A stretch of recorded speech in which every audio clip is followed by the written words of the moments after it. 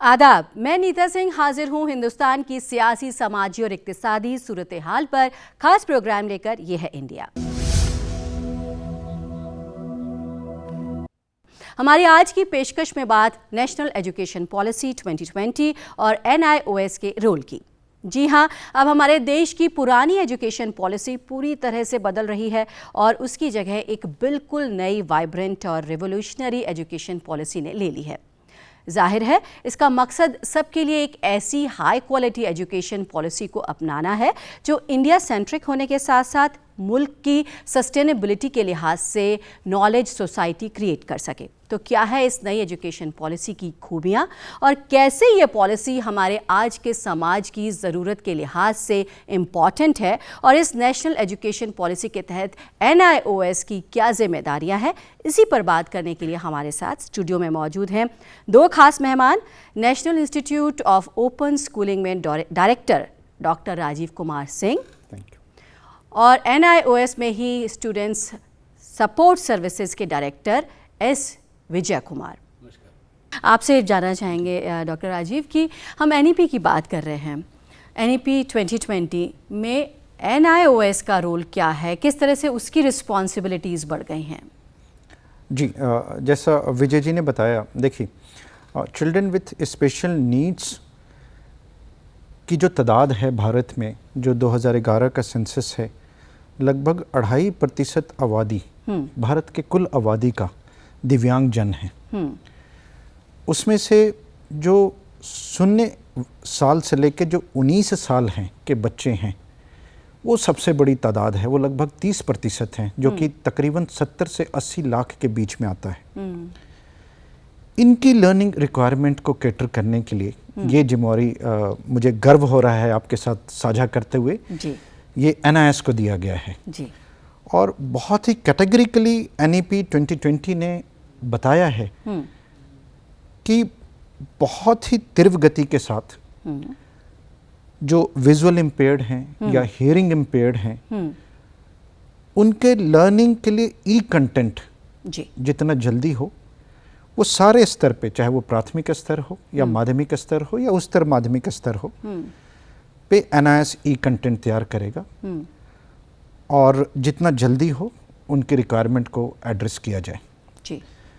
इसके साथ साथ NIOS को राष्ट्रीय शिक्षा नीति ने अल्टरनेटिव मॉडल्स ऑफ एजुकेशन में एक बहुत बड़े भागीदार के रूप में भी देखता है। लगभग 2 करोड़ बच्चे हैं जो आउट ऑफ स्कूल हैं, उनका भी प्रावधान करने को कहता है कि how to bring them back in the mainstream of the Indian education system.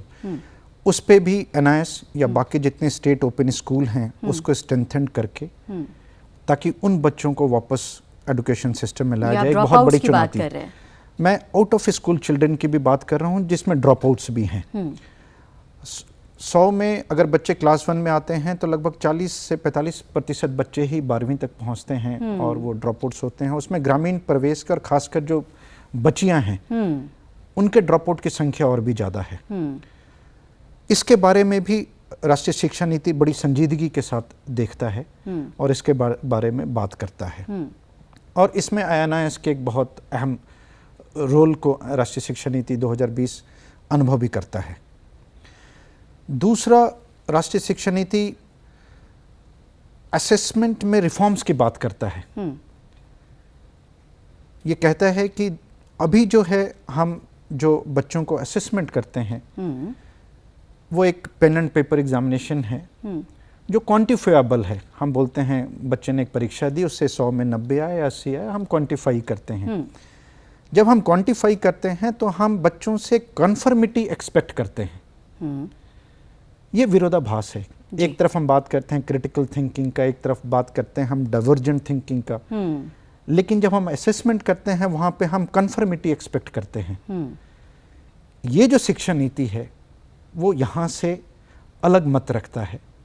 वो कहता है नहीं, आप कन्फर्मिटी की बात ना करें असेसमेंट में, आप डाइवर्जेंट थिंकिंग को आप प्रमोट करें, क्रिटिकल थिंकिंग, क्रिएटिविटी को आप प्रमोट करें। इसके लिए वो एक नए संस्था की स्थापना की बात भी करता है जिसका नाम परख रखा गया है जी। वो पूरे देश को एक दिशा निर्देशन देगा जितने भी लगभग 60 बोर्ड हैं भारत में। दो राष्ट्रीय बोर्ड हैं, एक केंद्रीय माध्यमिक शिक्षा बोर्ड है CBSE और दूसरा NIS है, बाकी तमाम राज्य सरकार की बोर्डें हैं। उनको भी वो दिशा निर्देशन देगा, परख देगा कि किस तरह से असेसमेंट की जाए। एक और मैं जोड़ना चाहूँगा जो बहुत अच्छी खूबी है, ये मल्टी लैंग्वेज बहुभाषीय योग्यता को प्रमोट करने की बात करता है जी। ये कहता है कि जो प्राथमिक शिक्षा दी जाए बच्चों को, वो बच्चों की मातृभाषा में दी जाए। जब नीति मातृभाषा की बात करता है तो मातृभाषा वो नहीं जो केवल माँ बोलती है, लेकिन मातृभाषा वो जिस भाषा के जरिए बच्चा समाज में अड़ोस पड़ोस में संवाद करता है। लोकल लैंग्वेज जो संवाद करता है, जिसमें अपनी बात रखता है, जिस भाषा के जरिए वो अपने शुरू के समय में दुनिया को समझने का प्रयास करता है जी। तो हम और जितने भी शिक्षाविद हैं, आप भारत इन्हीं विश्व में जितने भी शिक्षाविद हैं, सबका ये मत है कि अगर आप एजुकेशन को होलिस्टिकली प्रमोट करना चाहते हैं तो मातृभाषा से अच्छा कोई भाषा हो ही नहीं सकता है जी। तो ये कहता है कि कक्षा 5वीं तक मातृभाषा में ही बच्चों को पढ़ाया और लिखाया जाए। उसके अलावा एक अंग्रेजी का भी ज्ञान दें और एक तीसरा कोई रीजनल लैंग्वेज हो 5वीं के बाद, उसका भी ज्ञान बच्चों को दिया जाए। देखिए, फिर यहाँ पे ये पहली बार राष्ट्रीय शिक्षा नीति है जो अंग्रेजी भाषा को भाषा के रूप में जानना और अंग्रेजी भाषा को एक मीडियम ऑफ इंस्ट्रक्शन के तौर पे इस्तेमाल करना, दोनों के बीच में जो अंतर है उसकी भी बात करता है। अंग्रेजी भाषा जानिए, अंग्रेजी भाषा जानने से किसी को कोई गुरेज और परहेज नहीं है जी। लेकिन ये बड़ा इसमें अतिशयोक्ति भी है और बड़ा कभी वो भी लगता है कि हम भारतीय परंपरा को अंग्रेजी के माध्यम से अगर हम जानने का प्रयास करते हैं, अगर हम बाकी अन्य विषय अंग्रेजी भाषा के जरिए हम पढ़ने और समझने का प्रयास करते हैं। मैं खुद एक ग्रामीण पृष्ठभूमि से हूँ और मैं समझ सकता हूँ कि जब अंग्रेजी माध्यम में स्कूल में ज्योग्राफी और हिस्ट्री पढ़ने को बोला जाता था तो कितना कष्ट होता था, बिकॉज आपको अंग्रेजी ठीक नहीं आती है तो आप अन्य भाषा को भी आप समझ नहीं पाते हैं। जी। तो इस राष्ट्रीय शिक्षा नीति में ये जोर दिया गया है कि बच्चों को उसकी मातृभाषा में ही आप शिक्षा दीजिए और अंग्रेजी को एक भाषा के रूप में आप पढ़ाइए, अंग्रेजी को मीडियम ऑफ इंस्ट्रक्शन के रूप में प्रमोट मत करिए। जी। ये मुझे लगता है कि इस राष्ट्रीय शिक्षा नीति की एक बहुत बड़ा प्रयास है। हाँ, बहुत बहुत बड़ा प्रयास है। विजय जी, ये बताइए कि अगर कोई एडमिशन लेना चाहे NIOS में तो आप किस तरह से सपोर्ट करते हैं, आपका डिपार्टमेंट किस तरह से सपोर्ट करता है? सबसे बड़ा जो इशू है हमारा एडमिशन इशू है। फॉर्मल स्कूल सिस्टम में तो एडमिशन के बारे में आपको खुद पता है जी। कितना परेशानी होता है पेरेंट्स को और कितना फॉर्मेलिटीज करना पड़ता है। उसी से एडमिशन का दिन से तनाव शुरू हो जाता है फॉर्मल स्कूल सिस्टम में जी। जो हमारा सिस्टम में हमारा 24/7 एडमिशन है जी। इसलिए हमारा 24/7 एडमिशन है। इंडिया में एक ही बोर्ड है national institute of open schooling में, हम 2 बार पब्लिक एग्जाम्स करवाता है जी। CBSE में एक ही बार होगा, बाकी बोर्ड में भी साल में एक एग्जाम होता है। हमारा वो एग्जाम को 2 बार करता है बच्चे के लिए, उनका फायदा के लिए। इसलिए हमारा एडमिशन 24/7 चलता है। सो पहला एग्जाम होता है मार्च अप्रैल में और दूसरा एग्जाम होता है अक्टूबर नवंबर में। सो बच्चे का सामने एक चॉइस है, कौन सा एग्जाम मैं लूँगा, पहले लूँगा नहीं तो मैं बाद में लूँगा। अपना तैयारी का तौर पर वो बच्चे खुद डिसाइड करता है कौन सा एग्जाम मैं लेना। इसकी वजह से वो एडमिशन भी पूरा साल में हमारा सिस्टम में ले सकता है जी। इसलिए एडमिशन में कोई परेशानी नहीं है। हमारा ऑनलाइन एडमिशन है, 100% सीमलेस है, कोई इशू उसमें नहीं है। कम से कम एक साल में और एक एकेडमिक ईयर में हमारे पास 5 से लेके 6 लाख बच्चे भर्ती होता है जी। 10वीं और 12वीं कक्षा में। तो इसलिए हमारा एडमिशन तो एकदम फ्लेक्सिबल है। और जो फीस के बारे में आप बात करेंगे तो फीस तो हमारा कुछ भी नहीं है जी कंपैरेटिवली। जी। So anybody can afford that फी।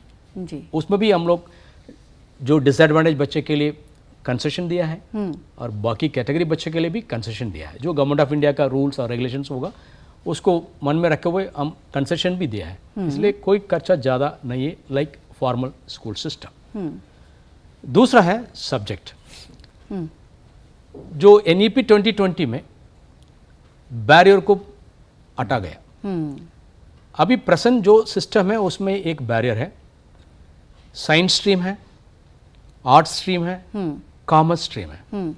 तब बच्चे 10वीं पास हो जाता है, बच्चे का खुद का इंटरेस्ट होता है साइंस में मैं जाना है जी। मान लीजिए बच्चे का बिल्कुल इंटरेस्ट नहीं है, फिर उसको धक्का देता है पेरेंट्स, आप साइंस में ही जाना है। सुनता नहीं कोई, जी। हर घर में होता है।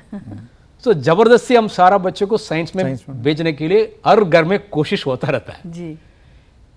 दोबारा उसमें तनाव बच्चे को बढ़ जाता है। हो सकता है उनका इंटरेस्ट कॉमर्स में होगा, नहीं तो आर्ट्स में होगा, उसका जबरदस्ती साइंस में हम डालता है। हम बोलता है यार आप डॉक्टर बनाना है, हाँ। ना इंजीनियर बनाना है। जी।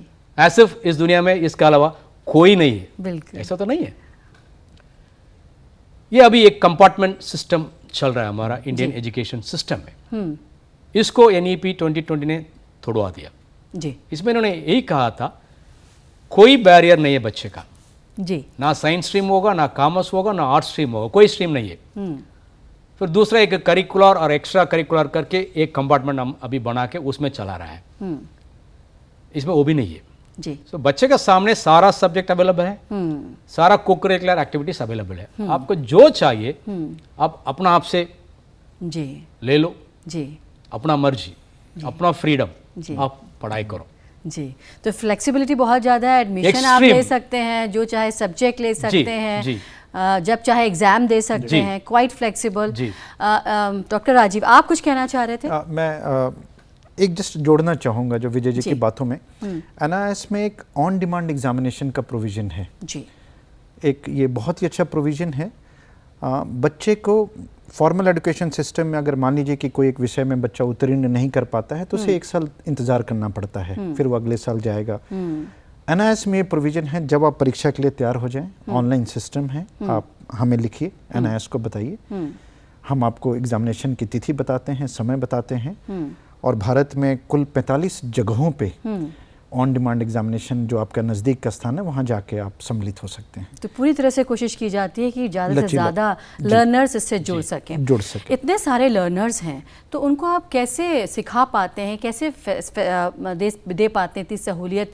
क्या आपके कुछ पार्टनर्स हैं जिनके ज़रिए आप उनको ये सहूलियत पहुंचा पाते हैं या जुड़ पाते हैं उनसे? जी, हमारे लगभग पूरे भारतवर्ष में 7000 एक्रीडिटेड इंस्टीट्यूशंस हैं जो हमारा बच्चे का हैंड होल्डिंग करते हैं और जो पर्सनल कॉन्टैक्ट प्रोग्राम्स के लिए बच्चे उन एक्रीडिटेशन इंस्टीट्यूट्स में जाते हैं। उसी तरह से हमारे एक्रीडिटेड वोकेशनल इंस्टीट्यूट्स भी हैं जो बच्चा वोकेशनल एजुकेशन, व्यावसायिक शिक्षा में जो बच्चा पढ़ रहा है वो AVI में, जो उनके नज़दीक AVI है, वहाँ जाता है। जी। हमारे एक्रीडिटेड इंस्टीट्यूशंस भारत के बाहर भी हैं। भारत के बाहर भी हैं और वो अच्छे खासे तादाद में हैं। भारत के बाहर के भी कई बच्चे हैं जो हमारे साथ जुड़े हुए हैं। विजय जी ने एक बताया था कि हम इंडियन आर्मी के लिए हम लोगों ने एक मिलिट्री हिस्ट्री, मिलिट्री स्टडीज़ जैसे विषय का भी निर्माण किया है। जो सेकेंडरी करके अगर इंडियन आर्मी में कोई आए हैं और वो सीनियर सेकेंडरी करना चाहते हैं तो वो वही विषय पढ़ें जो उनके लिए प्रासंगिक है, जो उनके प्रोफेशनल कॉम्पिटेंसी को फर्दर वो प्रमोट करे। जी। तो NIS का इंडियन आर्मी के साथ हमारा एक मेमोरेंडम ऑफ अंडरस्टैंडिंग है जिसमें हम लोगों ने उनके लिए मिलिट्री हिस्ट्री, मिलिट्री स्टडीज़ जैसे सब्जेक्ट का निर्माण किया है। जी। उनके जो HRDC सेंटर्स होते हैं वो भी हमारे एक्रीडिटेड इंस्टीट्यूशंस हैं। वो जवान वहाँ जाते हैं जो इंडियन आर्मी के हैं और वहाँ पे वो पर्सनल कॉन्टैक्ट प्रोग्राम्स करते हैं। देखिए, एक और बड़ी विडंबना थी, भारत में लगभग 6000 गुरुकुल सिस्टम हैं और जो भारतीय वेद को पढ़ने वाले या भारतीय ज्ञान को पढ़ने वाले जो गुरुकुल में बच्चे जाते थे उनके लिए कोई सर्टिफाइंग बोर्ड नहीं था भारत में। NIS ने यहाँ पे भी एक कदम आगे बढ़ाया है और कई हमारे गुरुकुल भी हमारे एक्रीडिटेड इंस्टीट्यूट्स हैं जी। और कई हमारे बच्चे हैं जो बहुत अच्छी संख्या में हैं जो भारतीय वेद, संस्कृत साहित्य, संस्कृत व्याकरण, ज्योतिष शास्त्र जैसे विषयों का प्रावधान किया जा रहा है NIS में, जो गुरुकुल में पढ़ रहे हैं। जी। तो हमारा जो क्लाइंटल ग्रुप है, जो टारगेट ग्रुप है, वो बड़ा डाइवर्स है। जी। जी। जी, जैसे कि आप बता रहे हैं कि लर्नर्स बहुत ही डाइवर्सिफाइड लर्नर्स और आपके हैं। विजय जी, ये बताइए कि NEP 2020 में बात की गई है वोकेशनल स्किल्स की, और NIOS में भी वोकेशनल कोर्सेज हैं जो कि आप जिसमें एडमिशन ले सकते हैं, तो किस तरह से आप देखते हैं कि ये इंटीग्रेट कर सकता है NEP 2020 के साथ? NEP 2020 में जोर दिया गया है सिर्फ एकेडमिक नहीं है, एकेडमिक के साथ आपका एक स्किल डेवलपमेंट और स्किल एजुकेशन भी होना चाहिए। हमेशा एक हमारा इंडियन सोसाइटी में तब आप स्किल का बारे में बात करेंगे, हम लोग उसको थोड़ा दूसरा तरफ सोचना शुरू हो जाता है। स्किल में क्या होता है? कुछ नहीं होता है। आप एकेडमिक में बढ़िया से करना है, ये बनाना है, वो बनाना है। स्किल के बारे में ज़्यादा जानकारी हो तो भी हम लोग ज़्यादा फैमिली के अंदर स्किल के बारे में बिल्कुल बच्चे के साथ बात ही नहीं करता है। हम सोचते हैं स्किल का जो भी चाहिए, लेबर अवेलेबल है, उनको बुलाओ, वो काम करके चला जाएगा। इस तरह का एक ईजी गोइंग हमारा फैमिली में हो ही जाता है। बट ये NEP 2020 में स्किल एजुकेशन को काफ़ी जोर दिया गया है। Not only academic, the child should also know some skill, so that in future skill also may help the child to become a better citizen of the country. So NIOS में ODL mode पर हम 103 courses available करा हुआ है। 103 courses हमारा साथ है। Formal education system में इतना ज़्यादा जोर आपका स्किल एजुकेशन के ऊपर नहीं है, और NIOS में हम इतना कोर्सेस बच्चे के लिए दिया है। और राजीव जी ने अभी कहा था हमारा एक्रेडिटेड वोकेशनल इंस्टीट्यूट्स होता है, उसमें हम बच्चे को हैंड होल्डिंग के लिए भेज देता है। स्किल में आपको पता होगा पढ़ना भी है और हैंड ऑन एक्सपीरियंस भी बहुत ज़रूरत है। पढ़ने के अलावा hand on experience very very important for skill development और स्किल एजुकेशन। सो अच्छा जो इंस्टीट्यूट्स इंडिया में है वो सारा हमारा साथ शामिल है। सो हमारे लर्नर्स का उधर से पूरा हेल्प मिलता है। बच्चे एकेडमिक भी करता है और स्किल में भी अपना एक्सपर्ट्स हो ही जाता है। और कुछ स्पेशल स्किल प्रोग्राम भी हम लोग कर रहा है। एक प्रोग्राम हम कर रहा है हैंडीक्राफ्ट्स के लिए, जो आर्टिशियन होता है हैंडीक्राफ्ट्स में, उनके लिए एक प्रोग्राम हम चला रहा है। उनको हम 10वीं 12वीं का साथ कुछ दूसरा कोर्सेस, अपना जो इंटरेस्ट होगा उसको भी हम शामिल करके हैंडीक्राफ्ट्स के लिए कर रहा है। और हैंडलूम वीवर्स, उनके लिए भी एक कोर्स हम अलग कर रहा है। इस तरफ का स्किल का भी अलग अलग कोर्स अलग अलग टारगेट ग्रुप के लिए हमारे पास अवेलेबल है। और मैंने बोला था 103 कोर्स है, ये बहुत बड़ा प्लेटर हमारा सामने है, और इसमें काफ़ी रुचि बच्चे आजकल दिखा रहा है। और काफ़ी बच्चे हमारे पास वोकेशनल में भी शामिल हुआ है और काम कर रहा है। अभी हम लोग कोशिश कर रहा है इसका जॉब अपॉर्चुनिटी हम कैसा क्रिएट कर पाएंगे। इसलिए आजकल कुछ बातचीत चल रहा है। हो सकता है in future we may type with some industrial areas और industries so that we can avail some job opportunities for our NIOS vocational learners also, because skill education आप तब बात करेंगे जरूर उसका जॉब अपॉर्चुनिटी हम देना ही पड़ेगा, तब उसका एक अट्रैक्शन बच्चे से होता है। नहीं तो पढ़ने के बाद उसका नौकरी नहीं मिलता तो उसका इतना इंटरेस्ट नहीं होता है। इसलिए अभी हम लोग कोशिश कर रहा है जॉब अपॉर्चुनिटी कैसा हम दे सकता है हमारा NIOS का लर्नर्स के लिए। इसलिए NEP में जो बोला गया अबाउट वोकेशनल एजुकेशन वो हम लोग पूरी तरफ ऑलरेडी कर रहा है, और आगे भी हम बहुत अच्छी तरफ इसको करवाएंगे। जी डॉक्टर राजीव, जैसे कि विजय बता रहे हैं, आपने भी बताया कि काफ़ी डाइवर्सिफाइड लर्नर्स हैं आपके, और आप कोर्सेज भी आपके अगर देखें तो काफ़ी डाइवर्सिफाइड हैं, वोकेशनल कोर्सेज भी हैं, बेसिक लर्निंग है। तो फिर आप इसको कैसे केटर कर पाते हैं? किस तरह की दिक्कतें, किस तरह के चैलेंजेस आपके सामने आते हैं लैंग्वेजेस को लेकर के, आप कैसे उसे ओवरकम करते हैं? देखिए, जैसा विजय जी ने बताया है कि हमारे 35 विषय हैं जो एकेडमिक, जो स्कॉलिस्टिक सब्जेक्ट्स हैं, वो हम सेकेंडरी, और 41 विषय जो हैं हमारे सीनियर सेकेंडरी लेवल पे हम बच्चों तक पढ़ा रहे हैं, लेके जा रहे हैं। उसमें 10 से 14 भाषाओं में ये सारे विषय वस्तु उपलब्ध हैं जी। जो NEP आज बहुभाषीय या मल्टी लैंग्वेज को प्रमोट करने की बात करता है, वो बिल्ट इन फीचर NIOS में पहले से है। टेक्नोलॉजी, जो NIOS का जो थॉट प्रोसेस है कि technology should not only be used as an teaching aid or should not be used only as a tool, but technology should be used as a foundation for each and everything what is being supposed to be performed in the system. तो technology को as a foundation NIOS use कर रहा है। और जैसा विजय जी ने बताया था, एक स्वयं मूक्स जो मैसिव ओपन ऑनलाइन कोर्सेज का पोर्टल है, उस पे हमारे कई एकेडमिक्स एंड वोकेशनल कोर्सेज उपलब्ध हैं। बच्चे ऑनलाइन प्लेटफॉर्म पे मूक स्वयं के प्लेटफॉर्म पे आ सकते हैं, वहाँ वो पढ़ाई कर सकते हैं। जो जी। मूक से वो 4 क्वाड्रेंट पे काम करता है। एक ई कंटेंट उपलब्ध है, कई भाषाओं में उपलब्ध है। दूसरा, ई कंटेंट से रिलेटेड जितने ऑडियो और वीडियो ट्यूटोरियल रिसोर्स के माध्यम से है वो भी उपलब्ध है। तीसरा, असेसमेंट का भी प्रोविज़न है। अगर बच्चा खुद असेसमेंट करना चाहता है कि उसने कितना पढ़ा है और कितना ज्ञान अर्जन किया है, उसका भी प्रोविज़न स्वयं पोर्टल पे है। चौथा, डाउट क्लैरिफिकेशन का भी प्रोविज़न है। हर विषय का एक कोर्स कोऑर्डिनेटर होते हैं।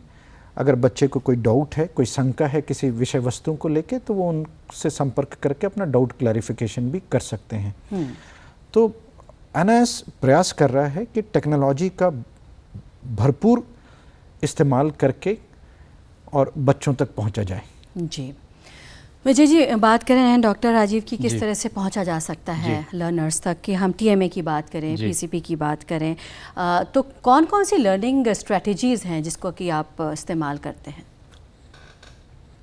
जो आपका ओडीएल मोड में बच्चे तो दूर दराज है, और जो हमारा एनआईओएस का मिशन है टू रीच अनरीच्ड, ये हमारा मिशन और विजन जो भी है। जी।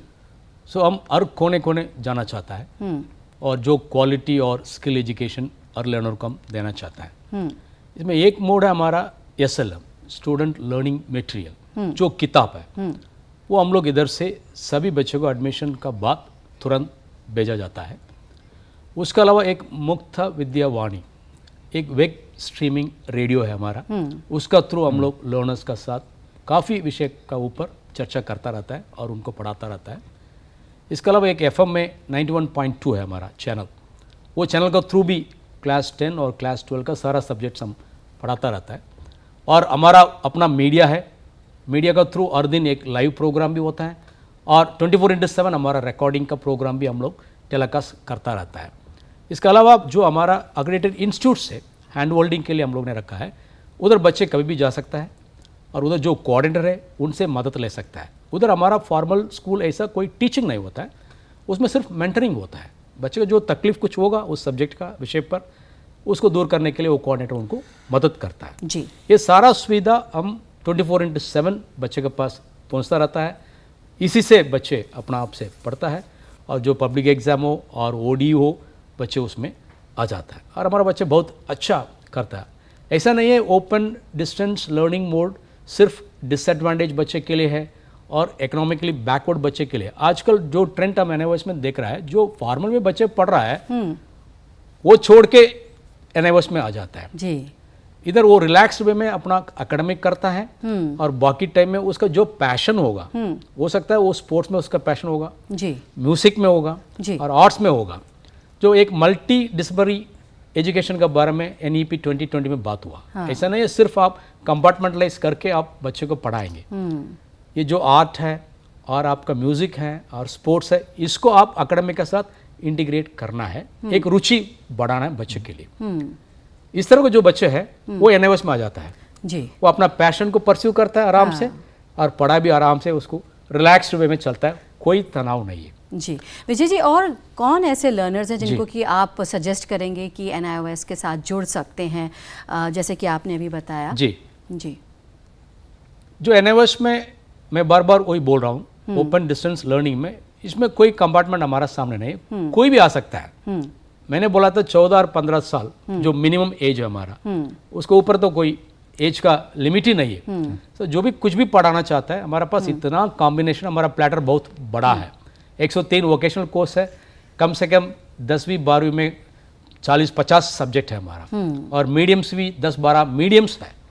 तो इतना ऑप्शन आपका किसी भी बोर्ड में एज ऑफ नाउ अवेलेबल नहीं है इस कंट्री में, सिर्फ एनआईओएस में है। बिल्कुल। इसलिए बच्चे अपना मर्जी से अपना जो भी आशा होगा, ड्रीम होगा, उसको फर्दर टेकअप करने के लिए आराम से एनआईओएस में बिना तनाव, बिना स्कूल बैग, बिना स्कूल रूम, बिना टीचर आराम से पढ़ सकता है, और जो भी उनका अपना मन में है ड्रीम, उसको पूरी कर सकता है, बिना तनाव के अपना जी, ड्रीम जी। पूरा कर सकते ये हैं। बहुत बहुत बड़ी important बात है। आपने बोली जी, है। जी। तो ये सबसे बड़ा ओपन लर्निंग जी। स्कूल है वर्ल्ड में। वर्ल्ड में। जी डॉक्टर राजीव, समय बहुत कम है, अब आपसे जानना चाहेंगे कि क्या कंक्लूडिंग रिमार्क्स आप देना चाहेंगे NEP 2020 और उसमें NIOS का रोल?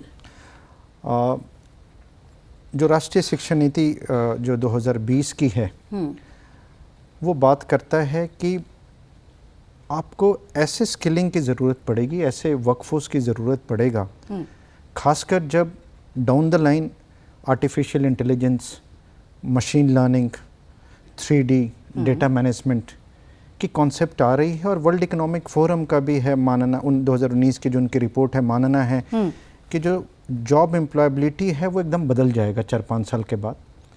और ख़ासकर हम लोगों ने देखा है कि कोविड-19 का जो पैंडेमिक है वो एक गिग इकोनॉमी की भी बात सामने आ रही है कि एक स्किलिंग आपको बहुत ज़्यादा दिन तक आगे नहीं ले जाएगा जी। आपको अपनी स्किलिंग को हमेशा निरंतर अपडेट करना। करते रहना पड़ेगा। तो ये ज़रूरत है शिक्षा व्यवस्था भी अपने आप को जी। उस ढंग से ही सुधार लाए जिसमें जो रोट मेमोराइजेशन था, जो क्रैम अप करके आप एक परीक्षा पास कर लें और एक सर्टिफिकेशन हो जाए, उसमें बदलाव की ज़रूरत है। एक ऐसी शिक्षा व्यवस्था हो जो स्किलिंग की बात करे, जो एक क्रिटिकल थिंकिंग और डाइवर्जेंट थिंकिंग की बात करे और उसको प्रमोट करने की बात करें। जी जी बिल्कुल। आप दोनों ने समय निकाला। डॉक्टर राजीव, विजय जी, आप स्टूडियो में आए, आप दोनों का बहुत बहुत थैंक्स। बहुत बहुत थैंक यू धन्यवाद। Thank you very much. तो उम्मीद करते हैं कि आपको हमारा ये प्रोग्राम पसंद आया होगा। हमारी इस खास पेशकश में आज बस इतना ही। हमारे इस खास प्रोग्राम पर आप भी अपनी राय दे सकते हैं। हमारा ईमेल आईडी है ddurduspecials@gmail.com। फिलहाल हमारी पूरी टीम को दीजिए इजाज़त। आदाब।